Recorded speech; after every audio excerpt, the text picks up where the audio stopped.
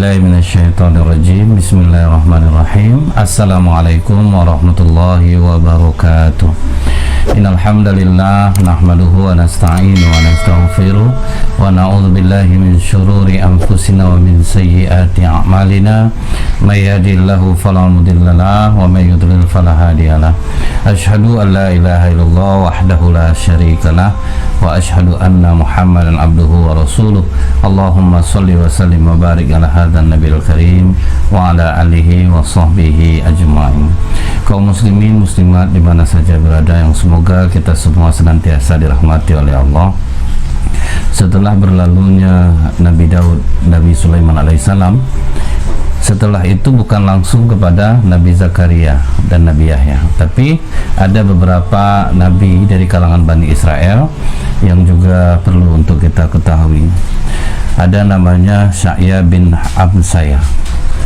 Sya'ya bin Hamsaya ini dia sangat dihormati oleh Raja Bani Israel yang waktu itu yang menjadi raja namanya Hizkia. Nah, hebatnya Hizkia ini sangat taat kepada Nabi Sya'ya ini. Kalau sempat para pemimpin menghormati para ulamanya, meminta masukan dari ulama, tapi dengan tanda kutip ulama yang tidak penjilat, ulama yang tidak ingin mendapatkan kedudukan dari kedekatan dia dengan pemerintah, nah maka negara itu akan makmur, maju seperti yang dialami oleh Raja Hizkia Bani Israel ini. Jadi apa saja masalah, selalu Raja Hizkia ini meminta pendapat Nabi Sya'ya bin Hamsaya ini. Pernah terjadi suatu peristiwa besar di mana Raja Hizkia ini dia menderita penyakit, kakinya menimbulkan bisul bernanah, kemudian badannya semakin melemah, dan pada saat yang sama Raja Babil yang bernama Sanharib ingin menyerang. Ini sangat mengkhawatirkan. Posisi dalam keadaan sakit, badan lemah, rakyat udah sedih. Di saat yang sama Raja Sanharib akan menyerang, dan tidak sedikit dia membawa bala tentara. Dalam riwayat ini disebutkan hampir 6.000 dia membawa pasukan untuk menghancurkan orang-orang Bani Israel ini. Kemudian Raja Hizkia ini minta pendapat Nabi Sya'ya. Wahai Nabi, adakah wahyu yang diturunkan untukmu dalam keadaanku seperti ini? Kata Nabi Sya'ya, sebentar, mudah-mudahan Allah akan mewahyukan kepadaku tentang apa yang kau alami saat ini, Hizkia. Tidak lama berselang, Allah menurunkan wahyu kepada Nabi Sya'ya agar menyampaikan kepada Raja Hizkia, tolong persiapkan penggantimu karena ajalmu sudah dekat. Nah, jadi wahyu ini untuk Raja Hizkia bahwa dia akan meninggal, cari pengganti yang kau kehendaki, yang pantas untuk menggantikan dirimu. Maka Raja Hizkia langsung dia mengarah ke kiblat yang ditetapkan pada saat itu. Kemudian dia sholat dengan cara yang disyariatkan. Kemudian dia bertasbih. Kemudian dia berdoa kepada Allah sambil menangis, menunduk dan tunduk kepada Allah dengan hati yang ikhlas. Ini yang harus kita pahami di dalam berdoa. Ini kadang kita berdoa entah di mana kalimatnya, mata entah kemana, tidak fokus untuk menunduk dan merendahkan diri kepada Allah. Kita saja kalau orang minta, pasti dia ngadap ke muka kita gitu. Kemudian dia menunduk, kemudian dia baru ngomong dengan pelan-pelan supaya kita bisa menolongnya. Apalagi kepada Allah. Cara inilah yang tepat untuk kita memohon pertolongan kepada Allah. Jadi nangis dia menunduk kepada Allah dengan hati yang ikhlas. Kemudian dia berkata, ya Allah, Tuhan dari segala Tuhan. Nah, dia dipuji dulu. Ya Allah, Tuhan dari segala Tuhan. Wahai Allah yang maha pengasih dan maha penyayang. Wahai zat yang tidak pernah mengantuk dan tidak pula tidur, ingatkan aku pada amal perbuatanku dan kebaikan keputusan terhadap Bani Israel. Jadi maksud dia, amal yang bisa kulakukan, kebaikan yang kubuat, kemudian keputusan yang tepat untuk Bani Israel yang selama ini dariku, semua itu bersumber darimu ya Allah. Semua berasal darimu. Engkau mengetahui tentangnya daripada aku. Segala rahasia dan yang nyata pada diriku itu hanya untukmu ya Allah. Dengan penuh kerendahan hati. Jadi kalau kita berdoa kepada Allah, fokus, ikhlas, tunduk merendah, kemudian kita mesti banyak memuji Allah, mengakui keagungan Allah, nah baru kita meminta. Nah, apa yang dilakukan Raja Hizkia ini? Allah mewahyukan kepada Nabi Sya'ya, wahai Sya'ya, kau sampaikan berita ini kepada Hizkia, bahwa aku merahmatinya dan aku memperpanjang usianya sampai 15 tahun dan menyembuhkan segala penyakitnya. Dahsyat enggak? Doa seorang pemimpin yang menghormati nabinya dan dia ikhlas minta tolong kepada Allah mencarikan jalan keluarnya, Allah kabulkan. Allah tunda ajalnya sampai 15 tahun. Itulah yang harus kita amalkan dalam hidup ini. Kalau kita sekarang hormatlah kepada ulama. Kalaupun berbeda pemandangan kita tentang ulama yang satu dengan ulama yang lain, kita nggak usah masuk mencaci maki, kita nggak usah masuk seolah-olah orang yang faham dan ngerti agama. Itu yang membuat hilangnya keberkahan di dalam hidup kita saat ini. Nah, jadi raja ini sangat tunduk kepada Nabi Sya'ya. Dia dengarkan apa kata Nabi Sya'ya. Jadi kalau kita jadi pemimpin, carilah ulama yang tidak penjilat untuk menasihati kita di saat kita melakukan kesalahan. Kita ambil contoh dalam kitab Al-Islam Baina Al-Ulama Al-Hukam karya Syekh Abdul Aziz Al-Badri. Pada saat Al-Mahdi Abu Ja'far Al-Mansur sebagai khalifah, kemudian dia pulang menunaikan ibadah haji.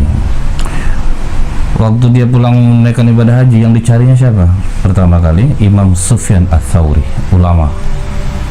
Tolong panggilkan Imam Ats-Tsauri menghadap kepadaku. Datanglah Imam Sufyan Ats-Tsauri ini.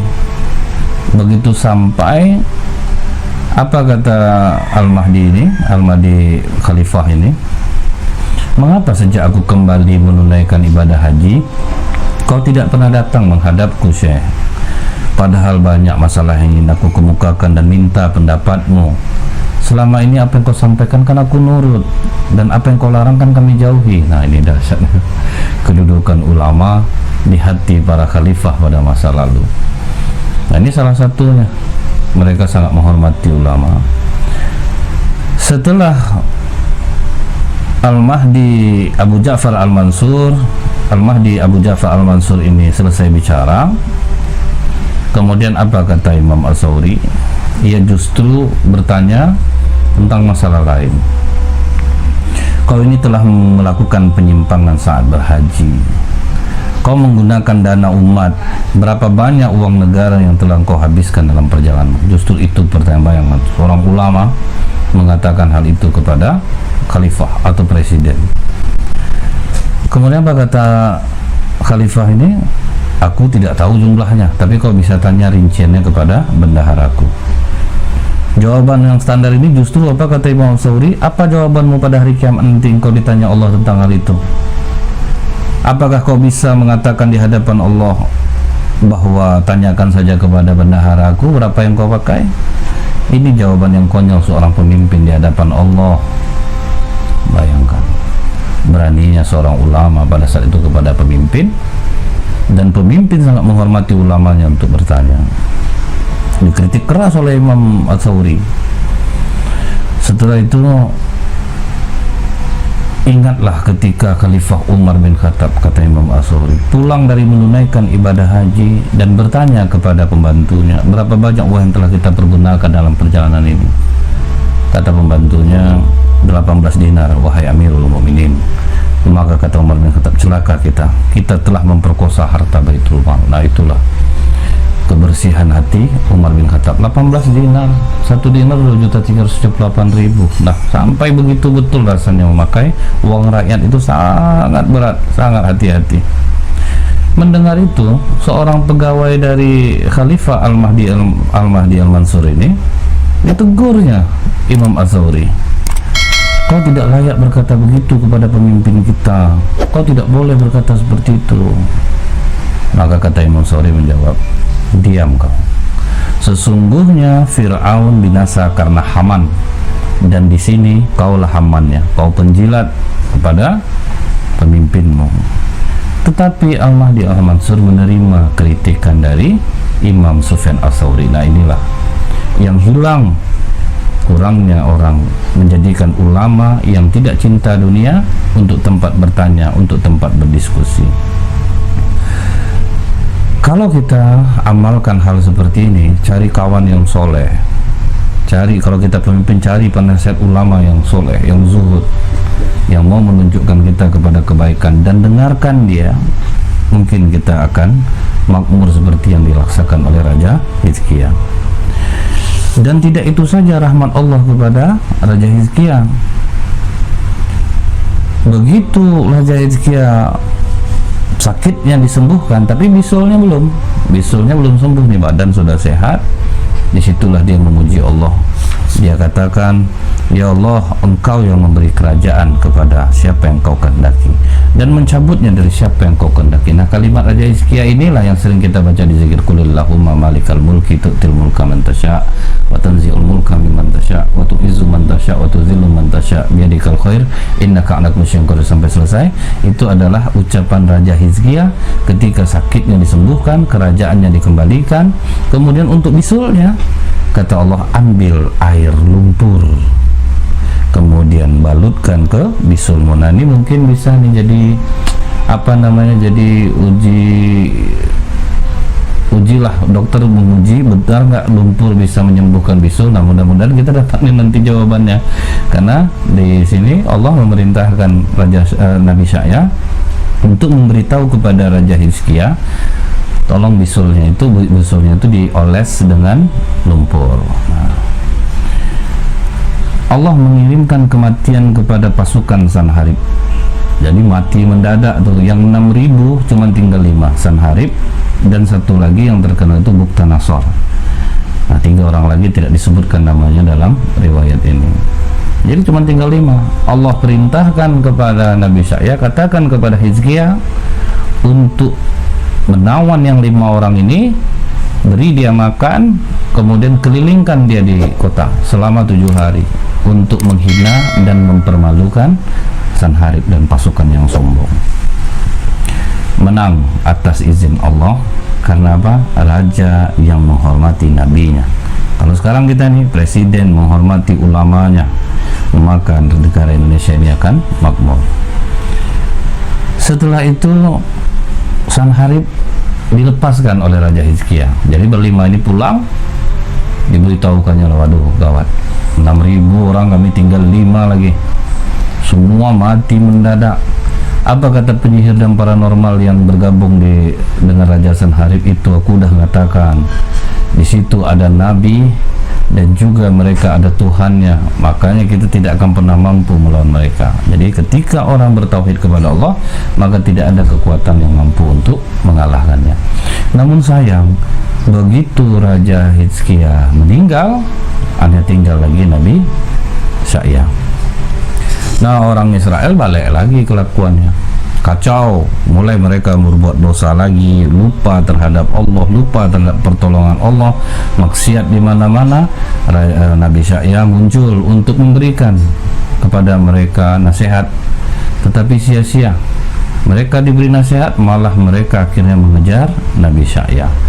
Nabi Sya'ya dikejar sampai ke dalam hutan, ada pohon yang membelah, seolah-olah menyuruh Nabi Sya'ya masuk. Maka Nabi Sya'ya masuk ke dalam pohon itu, namun sayang, iblis menarik pakaiannya. Jadi pohon itu tertutup, jubahnya tinggal di belakang. Disitulah orang Bani Israel tahu, berarti dari dalam pohon ini. Mereka pun menggergaji nabinya hingga mati. Nah, ini kejahatan Bani Israel. Ketika dia dinasihati oleh nabinya, mereka bahkan membunuhnya. Jadi jangan sampai sejarah ini terulang kepada kita masyarakat Islam di Indonesia, jangan kita ini melawan kepada ulama. Hormati mereka, ikuti nasihatnya, yaitu ulama yang tidak ada kepentingan terhadap suatu kedudukan bila dia dekat kepada pemerintahan. Subhanakallahumma bihamdika asyhadu an la ilaha illa anta astaghfiruka wa atubu ilaik. Assalamualaikum warahmatullahi wabarakatuh.